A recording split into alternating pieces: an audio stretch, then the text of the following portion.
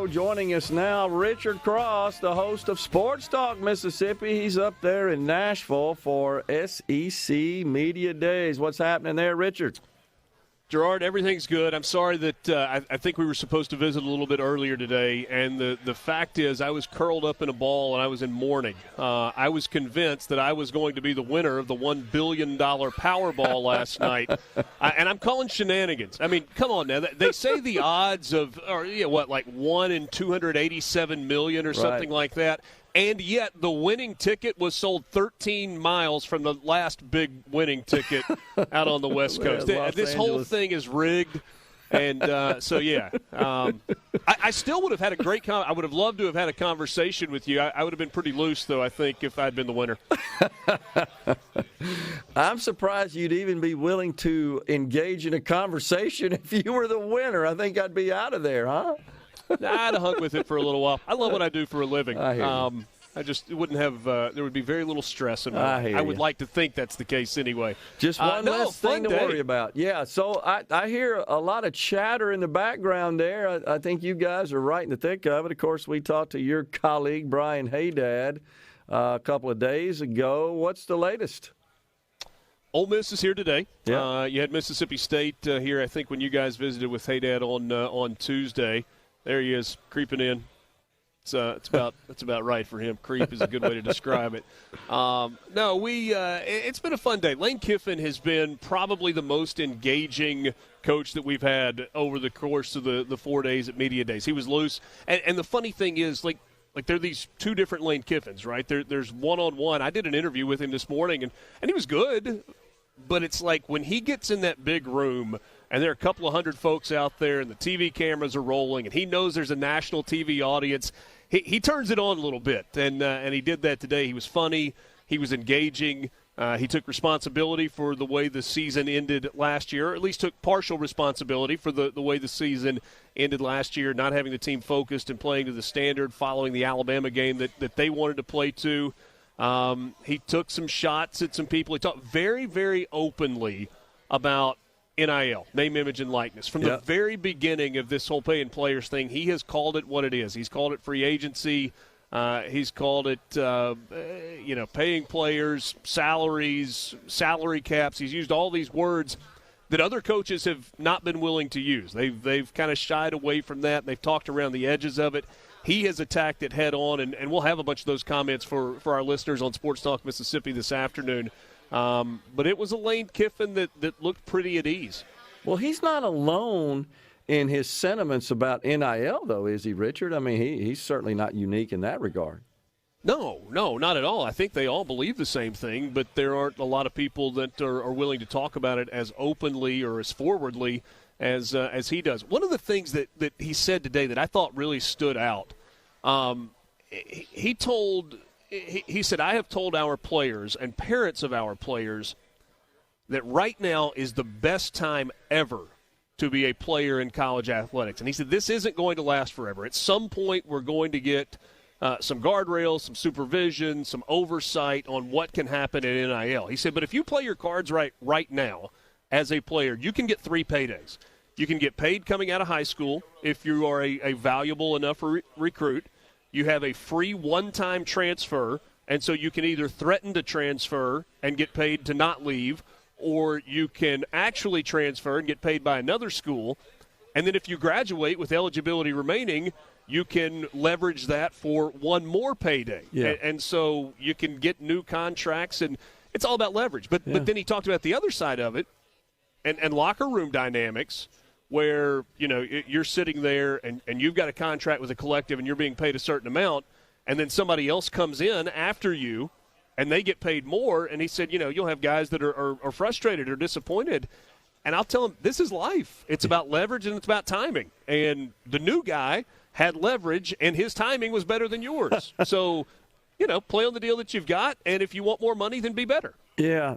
How are you hearing anything, Richard, from the coaches talking about how their just approach and strategy in the recruiting process has changed? Because I've had these sort of private conversations with some of my alma mater's coaches, and the conversation's more about we got to make sure we get enough money so that we can get these particular players. I mean, that's just changed the game considerably. Well, it absolutely has, and he says it's the number one question in recruiting. What's the salary going to be? And he, he says you might look and you see a kid that goes off somewhere where on the surface it doesn't make them sense going to school. He's like, well, they got a better salary to go to that school, school A than they did school B, and so again, really candid about it. Walker Jones was on with us on SportsTalk Mississippi last week. Yeah, and he's the director of the Grove Collective. Right, and he and the Grove Collective have teamed up with 6 other collectives, and that number is growing. And it's kind of interesting bedfellows, right? So it's from the SEC, Ole Miss, and Tennessee, and Georgia. And then you got Florida State out of the ACC, and Michigan from the Big Ten, and Southern Cal out on the West Coast. And they are all saying, we want the same thing. We need some there needs to be some guidelines that are put in place. Greg Sankey, the commissioner of the SEC, talked earlier this week about the fact that some of the patchwork of state laws with these state legislatures is like a race to the bottom. Who can have the slimiest, sleaziest laws that allow their school to have an advantage over a school in a neighboring state or another school within their own conference. And he said, so I think the difference in what this collective is talking about and what Greg Sankey has talked about is they recognize that if there is a national solution that comes from Congress, that there's some things that are in play. Title IX regulations are very much in play. A solution that is not what schools want it to be is in play.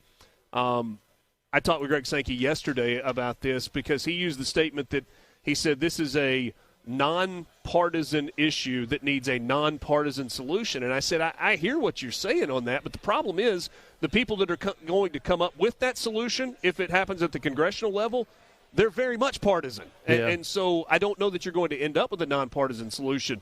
So leaders in college sports largely are saying we need congressional help. We need a national standard.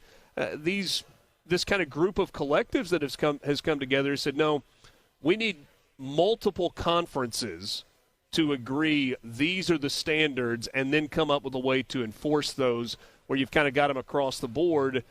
I don't know. It all feels a little pie in the sky to me. Yeah. It's just amazing to me, Richard. Honestly, it's a bit surreal that this is taking all the air out of the room, that this is what we're talking about, because it is an important issue and it is dominating, I think, the landscape of college athletics, particularly college football, where the money's really getting crazy out there. But it seems like we've just sort of shifted away from talking about coaching styles and athletes and offensive systems and who stacks up and to looking like they're going to compete for championships and so forth. And there is nobody that hates that shift in conversation more than my radio co-host, Brian Haydad. I mean, NIL comes up, conference realignment comes up, and it's like he just wants to lean over and just bang his head on the table and then, check out altogether. Am I right? Am I true? See? Right. There, he tells you. He tells you. I am fascinated with the business of sports, and so there is a level of fascination there for me. But I'm kind of weary of it myself, Gerard. I mean, I'd love for us to get to a point where we are back talking more about games, and, we try to balance that. And sure. On the field this fall, I think it's a fascinating year in the state of Mississippi. You look at Ole Miss with Quinshon Judkins returning, set an SEC freshman rushing record a year ago. Ole Miss has got an experienced quarterback room, 40 new players that are on scholarship this year. And they picked up 22 or 23 in the transfer portal. And then when you look down the road to Starkville, I mean, you get Will Rogers, who has set all kinds of records. Yeah. A new head coach in Zach Arnett, a defense that should be pretty good with some returning pieces.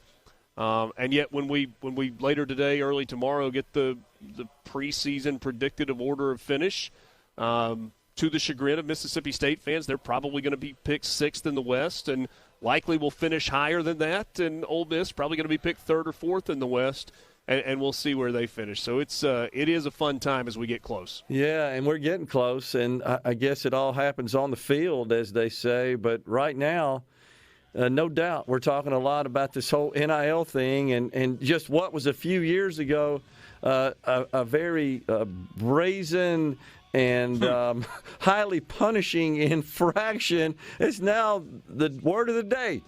It's crazy. That's right. Word of the day. 6 weeks from Saturday, we got football in the Magnolia State. Richard, appreciate the great job you guys do up there, and thanks for calling in and giving us an update from Nashville, site of SEC Media Days. We're coming right back in the Element Wealth studio. Appreciate it, Richard. Thanks, Gerard.